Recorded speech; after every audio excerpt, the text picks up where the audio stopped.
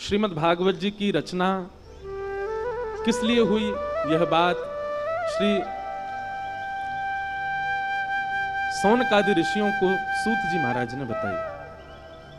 नारद जी महाराज पृथ्वी पर भ्रमण करते करते जब वृंदावन गए तो वृंदावन में उन्होंने ज्ञान वैराग्य को वृद्धावस्था में देखा और उनकी मां भक्ति को उन्होंने युवावस्था में देखा। बहुत ध्यान से सुनो, थोड़ी देर और महात्मा हम पूरा कर रहे हैं, फिर कथा को विराम देंगे। तो नारद जी महाराज ने जब देखा कि भक्ति महारानी युवा और उसके पुत्र ज्ञान वैराग्य वृद्ध हो चुके हैं, तब ज्ञान वैराग्य की वृद्धावस्था को दूर करने के लिए उन्होंने उपाय पूछा। कोई नहीं बता पाया। तब बद्रीनाथ में गए तो वहां सनक सनंदन सनातन सनत कुमारों ने कहा एक ही उपाय है ज्ञान और वैराग्य के वृद्धावस्था को दूर करने का। क्या? सत्कर्म सूचको नूनम ज्ञान यज्ञ स्मृतो बुधै श्रीमद्भागवतालाप सतो गीत सुखादि। श्रीमद् भागवत की कथा कराओ। बंधुओं लिख लीजिएगा, 7 दिन के अंदर आपके भीतर ज्ञान उत्पन्न होना चाहिए। ज्ञान उत्पन्न होने का मतलब आपको बहुत नॉलेज हो जाए ना। विवेक बुद्धि को कहते हैं ज्ञान। विवेक बुद्धि का मतलब क्या होता है? सही और गलत की पहचान। एक बात बहुत ध्यान से सुनो कि कथा सुनने वाला व्यक्ति असमंजस में ज्यादा नहीं रहता। असमंजस समझते हैं? कंफ्यूजन। आध्यात्मिक व्यक्ति, भक्ति पथिक व्यक्ति, कथा सुनने वाला व्यक्ति वो कंफ्यूजन में नहीं रहता। उसको क्या करना है वो निर्णयात्मक बुद्धि स्पष्ट हो जाती है। वो स्पष्ट रहता है, ये करना है ये नहीं करना, उसको स्पष्ट है। 2 प्रकार के लोग होते हैं स्पष्ट। एक तो जिद्दी होते हैं। हर घर में एक व्यक्ति ऐसा होता है, उसको कितना भी मना करो जो नहीं करना नहीं करना नहीं करना, नहीं नहीं नहीं मुझे तो यही करना है, वो जिद्दी है। सब जानते हैं कि ये मार्ग गलत है फिर भी जिद कर रहा है, वो जिद्दी एक अलग विषय हो जाता है। वो एक प्रकार से तामसी व्यक्ति है। आध्यात्मिक व्यक्ति जो होता है वो उस मार्ग को चुनेगा जिससे उसका और उसके संग रहने वाले सबका कल्याण हो, और उसमें उसको असमंजस नहीं होती, कंफ्यूजन में नहीं रहता।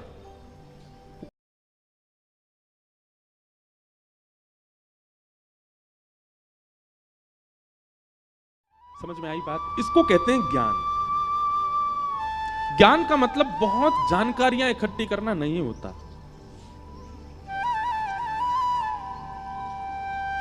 ज्ञान का मतलब विवेक बुद्धि, सद और असद की पहचान रखना, इसी को ज्ञान कहते हैं, और वो कथा से प्राप्त होता है। और भक्ति के दूसरे पुत्र का नाम है वैराग्य। वैराग्य मतलब सब छोड़ देना नहीं होता, सबके मध्य रहते हुए भी किसी से आसक्ति ना रखना, इसको वैराग्य कहते हैं। सबके मध्य रहते हुए भी किसी में फंसना ना, इसको वैराग्य कहते हैं। जैसे प्रहलाद जी महाराज वैरागी थे। क्यों? राक्षस कुल में रहते थे। राक्षस पिता, राक्षस चाचा, राक्षस ताऊजी, राक्षस भैया, राक्षस मौसी, राक्षस बुआ, सब राक्षस थे। लेकिन सबके मध्य में रहते हुए भी जो राक्षस करते हैं वो प्रहलाद जी ने नहीं किया, इसलिए वो वैरागी।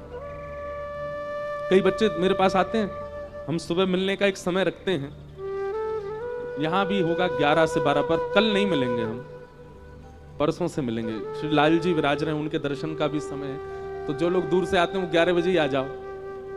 सब कहेंगे ले कल 1 बजे बुला रहे थे, अब यूं करें 11 बजे। तो हम पीछे रुके, वहां आओ 11 से 12 दर्शन करो लाल जी का, हम मिलेंगे। उसके बाद सीधे पंडाल में आके बैठ जाओ, 2 बजे से कथा होगी। सीधी बात हम यही कह रहे हैं, पूरे दिन कछु मत करो। बस ब्रज से आए हैं, ब्रजवासी आए हैं, तेरे सब वैष्णव आए, पूरे दिन यहीं लगे रहो। कई लोग कहेंगे गद्दा भी लिया है, सो भी यहीं जाए करेंगे, जल की व्यवस्था करा दो, नहू यहीं लेंगे, हमको क्या कर लो। अच्छा, एक बात मैंने देखी है, करवा चौथ का प्रसंग कहते ही सब हंसने लगते हैं, पता नहीं क्यों। जिनका ब्याह हो गया वो मुझे इशारा कर रहे हैं, बोले आपको भी पता चलेगा। पर ये बड़ा शुद्ध दिन है। क्या कैसा ममत्व होता है माताओं के चित्त में। फिर वो आती है अहोई अष्टमी, उस दिन माताएं अपने बच्चों के लिए व्रत करती हैं। हमको तो ऐसा लगता है कि अच्छा, एक बात आपने कभी गौर की, व्रत का नियम मां को ही क्यों है, कभी भाइयों को क्यों नहीं है? कभी विचार किया इस बात पर? हम बताएं, दान उसी से मांगा जाता है जिस पर धन बहुत हो। दान उसी से मांगा। अब जैसे कई बार कथा कहीं होती है तो कई कमेटी के लोग कराते हैं तो वो बड़े बड़े धनवानों के यहाँ जाते हैं, बोले कथा हो रही है कुछ योगदान करिए। क्यों सामान्य के यहाँ क्यों नहीं जाते? उसका घर से ही पता चल रहा है भाई सामान्य है, इससे क्या मांगे हम, जो खुद का ही भरपाई कर ले। लेकिन जिसका दिखता हाँ घर गाड़ी सब बढ़िया संपन्न है, तो उससे कहते हैं भाई कथा हो रही है उसमें थोड़ा योगदान दो। ठीक वैसे ही माताओं को व्रत क्यों, और अपने लिए नहीं कर रही है, वो कल का व्रत पति के लिए, अहोई अष्टमी का व्रत बेटा के लिए, बच्चों के लिए, बेटी के लिए, बहुत सारे व्रत होते हैं। और मां कभी अपने लिए व्रत करती ही नहीं है। सोमवार के व्रत किस लिए? बोले अच्छा पति मिल जाए इसलिए सोमवार के व्रत। मंगलवार के व्रत किस लिए? बोले मेरे पति बच्चे सब खुशी रहे, हनुमान जी आप प्रसन्न रखो। पर और कौन से? बृहस्पतिवार का व्रत, बोले नारायण भगवान हमारे परिवार से प्रसन्न। अपने लिए नहीं करती हैं वो इतने व्रत क्यों करती हैं? और व्रतों के नियम सारे माताओं के लिए क्यों है? क्योंकि माताओं पे पुण्य इतना होता है कि उनके पुण्य पर पलते हैं उनके पति और बच्चे। माताओं का पुण्य ही फलता है बच्चों को, माताओं का पुण्य ही फलता है उसके पति को।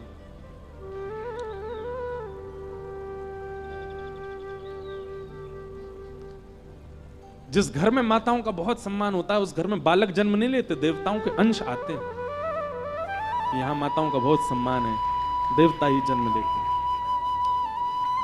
तो हमको कभी कभी ऐसा मन में भाव आता है, शास्त्रीय बात तो नहीं है पर मन में भाव आता है कि जब माँ हमारे लिए इतना करती है, पत्नी हमारे लिए इतना करती है, हमको भी करना चाहिए। भाई लोगों को भी व्रत रखना चाहिए। दोनों संग ही जल पियो। पत्नी चंद्रमा देख के व्रत तोड़े, आप पत्नी को देख के व्रत तोड़ो।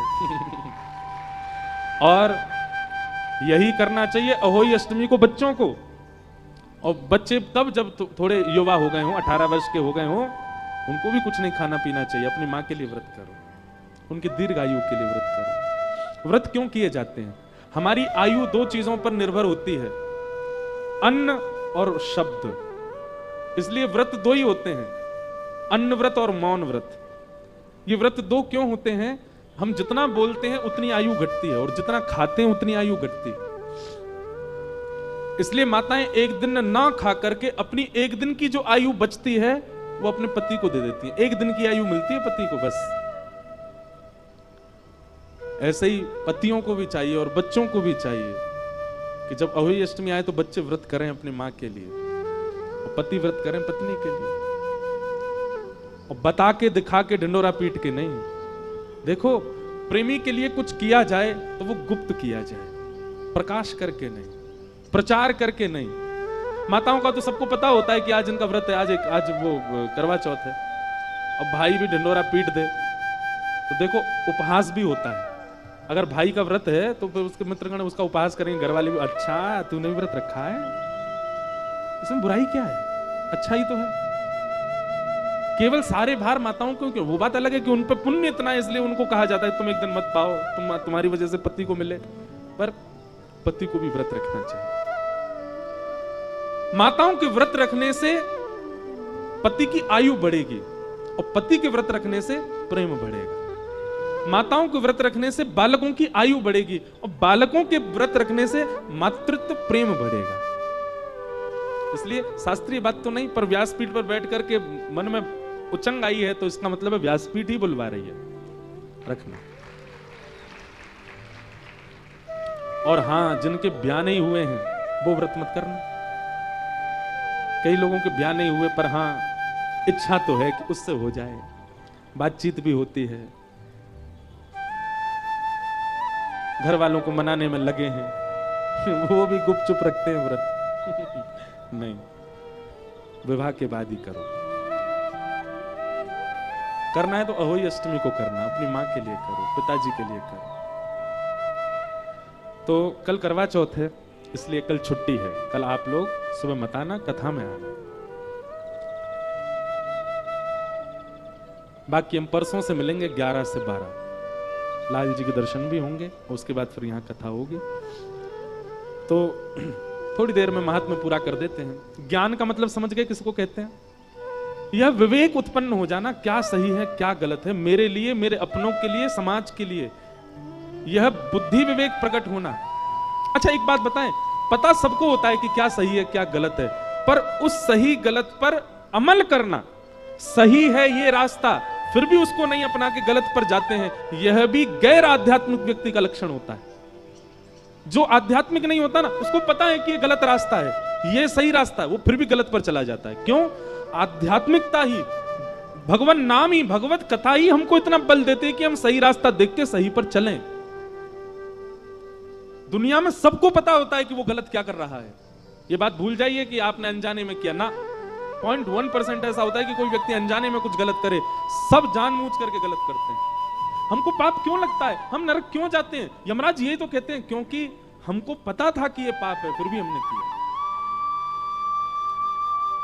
कथा विवेक बुद्धि जागृत कर देती है, और विवेक बुद्धि जागृति नहीं करती, जागृत करने के बाद सतमार्ग पर चलवाती भी है। उसको विवेक, उसको ज्ञान कहते हैं।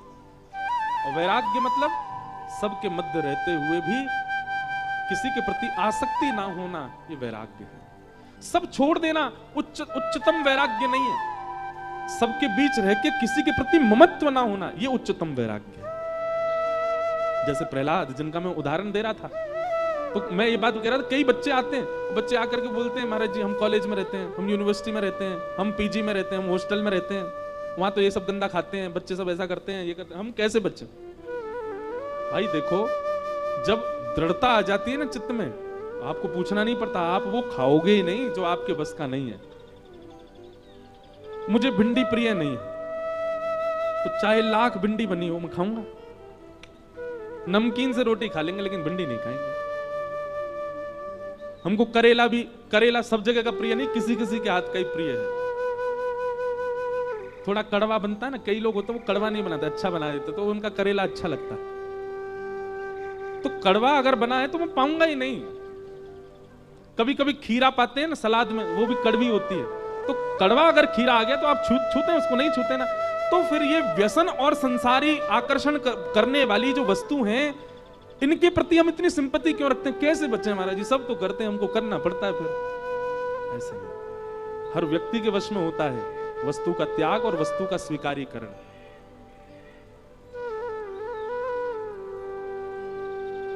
हम विदेश में रहते हैं, ऐसा, ये सब बहाने हैं। जिसको जो नहीं खाना वो नहीं खाएगा, जिसको नहीं पाना वो नहीं पाएगा, और जिसको खाना है पाना है वो बहाने करेगा।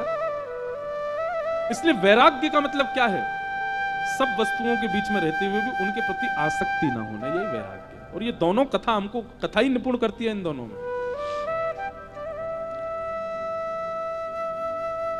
कथा कराओ ऐसी आज्ञा दी, कहां कराएं? बोले गंगा द्वार समीपे तू तटमानंद नामकम, हरिद्वार में कराओ, ऋषिकेश में कराओ, गंगा के तट पर कराओ।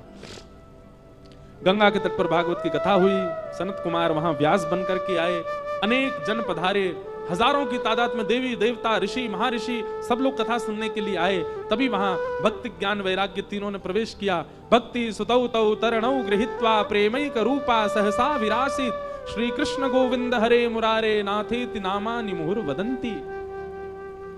भक्ति ज्ञान वैराग्य कथा में आते ही युवा होने लगे, और इस प्रकार कथा के माध्यम से ज्ञान और वैराग्य वृद्धावस्था से निवृत्त हो गए। तो भैया हम सबके चित्त में ज्ञान वैराग्य वृद्ध हैं। 7 दिन के कथा प्रसंग से ज्ञान और वैराग्य का उत्थान करना है, विवेक बुद्धि को जागृत करना है, वैराग्य बुद्धि को चित्त में लाना है। ये आकर्षण, ये मोह, ये ममत्व आपका 7 दिन में कम होना चाहिए, तो आप कथा के श्रोता हो, नहीं तो नहीं। कथा मनोरंजन का विषय नहीं है, ध्यान से सुनिएगा। कथा नृत्य के लिए नहीं होती है, कथा समय पास करने के लिए नहीं है, कथा मनोमंथन का विषय है। मंथन किया करो। मैं तो एक बात और कहूं, मेरा नियम है, अभी आज तो टूट गया, पर नियम है, कथा के पहले कथा के बाद 1 घंटा मौन। हमने नासिक में 1 महीना की कथा की, तब से हमारे वहां के महाराज जी ने नियम लगा दिया हमारी कथा में कि कथा से पहले और कथा के बाद आपको मौन रहना 1 घंटा। और उस मौन का ये प्रभाव होता है, कई बातें मंथन से, मौन रहेंगे तो मंथन चलेगा, मन चलेगा, मन चलेगा तो मन कहीं और चल नहीं सकता, भगवत भाव में चलेगा। भगवत भाव में चलता तो नए नए भाव उत्पन्न होते हैं, आते हैं बोलने में। श्रोताओं को भी चाहिए, कथा से पहले तो नहीं, पर कथा के बाद थोड़ी देर मौन रहो, किसी से मिलो जुलो नहीं, कुछ करो नहीं, एकांत में बैठ करके थोड़ा चिंतन करो, क्या सुन रहे थे हम आज। वो मंथन आपके चित्त को नवनीत प्रदान करेगा। मंथन से ही नवनीत आता है। किसी को मथो तो मथने पर उसका सार ऊपर आ जाता है, जैसे वस्तु को मथोगे तो उसमें से अग्नि आएगी, मतलब अग्नि सब जगह है, मथने की देरी है, प्रकट हो जाएगी। दही को मथो, मक्खन ऊपर आ जाएगा। ऐसे मन को मथने पर नवीन भाव उत्पन्न होते हैं, प्रेम उत्पन्न होता है, ज्ञान उत्पन्न होता है, वैराग्य उत्पन्न होता है। और जब ये सब उत्पन्न होते हैं, ये सब नवनीत के समान, नवनीत यानी मक्खन के समान है। किसी दिन आपके चित्त के भाव का हरण करने ही शांत सुंदर आ जाएंगे, क्योंकि आपने मथा बहुत है अपने आप को। इसलिए मंथन करो, चिंतन करो। क्या कहते हैं व्यास जी? हमारे कई कथा के ऐसे ऐसे श्रोता हैं, हर कथा की इतनी मोटी मोटी थीसिस बनाते हैं। वो एक वाक्य को उस पर चिंतन करके कितने भाव लिख देते हैं। कई सारे श्रोता भी ऐसे हो गए, अच्छा लगता है। वो उन्हीं के काम आने वाली चीज है, मेरे काम नहीं आना है, उसी के काम आएगा।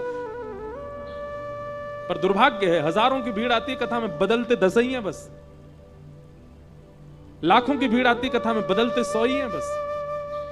हमारे पिताजी कहते हैं भीड़ कितनी ये बड़ी बात नहीं, सुनने वाले कितने ये बड़ी बात है। समझने वाले कितने ये बड़ी बात है। बदलने वाले कितने बात है। स्कूल में तो 4000 बच्चे पढ़ते हैं, पर IAS ऑफिसर 1 या 2 ही निकलते हैं। 4000 बच्चे एक साथ अटेंडेंस करते हैं स्कूल में, पर डॉक्टर 5 ही निकलते हैं। 4000 बच्चे जाते हैं स्कूल, पर कोई ऊंची श्रेष्ठ पदवी पर निकलने वाले उनमें से 5-6 ही होते हैं। 4000 बच्चे जाते हैं स्कूल, उन 4000 में से दूषित कर्म करने वाले, गलत खाने वाले, गलत पान करने वाले, उल्टे सीधे कामों में पड़ने वाले 400 निकलते हैं।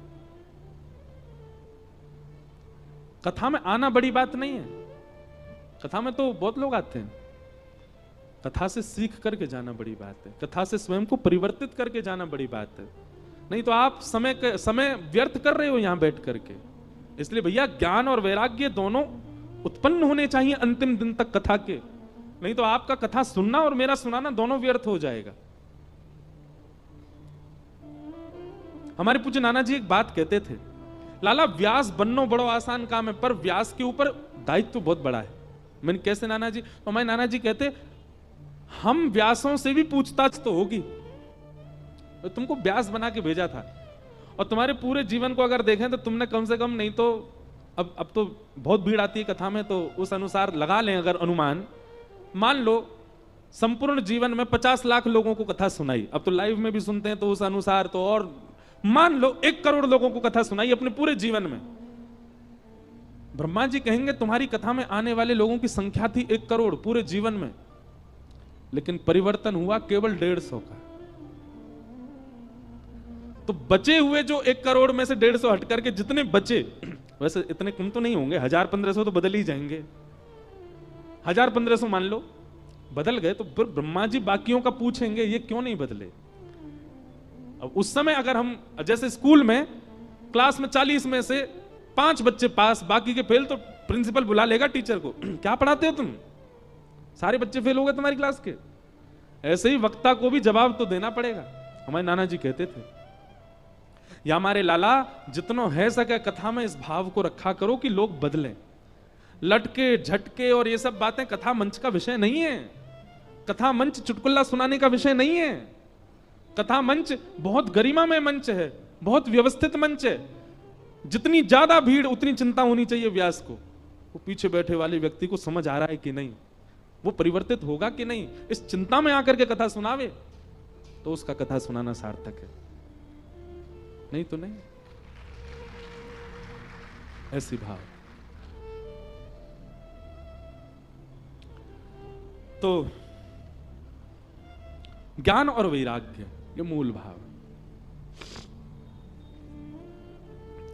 भक्ति और ज्ञान और वैराग्य तीनों युवा हो गए। तत्पश्चात फिर धुंधुकारी की कथा सुनाई गई। क्यों? नारद जी ने प्रश्न किया था कि कथा सुनने से कौन कौन से पापी निवृत्त होते हैं।